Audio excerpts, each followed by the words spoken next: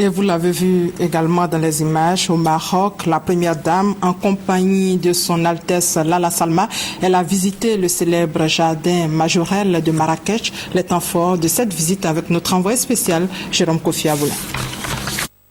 Au cours de cette randonnée à la découverte du jardin Majorelle de Marrakech, ce mercredi 21 janvier 2015, plusieurs points d'ancrage pour les illustres visiteuses. À l'entame, la première dame de Côte d'Ivoire, Dominique Ouattara, et son hôte, son Altesse Lalla Salma, se sont donné le temps nécessaire pour contempler une partie des 250 espèces végétales. Il y a eu ensuite la visite du musée Berbère, qui était l'ancien atelier du célèbre peintre Jacques Majorelle, celui dont le nom a été attribué au jardin. Musée inauguré en décembre 2011 par le roi Mohamed VI.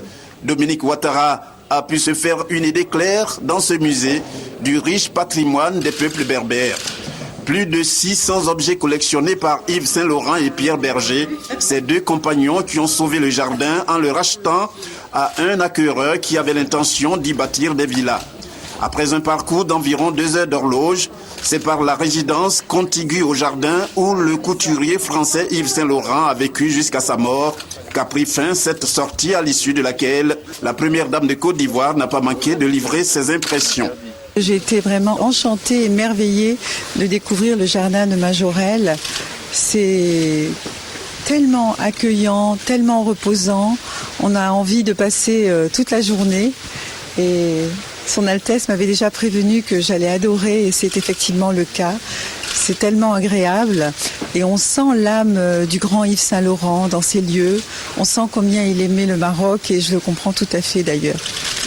On peut dire que depuis son acquisition et sa restauration par Yves Saint-Laurent et Pierre Berger, la Fondation Jardin Majorelle de Marrakech reste l'œuvre la plus grandiose de Jacques Majorelle.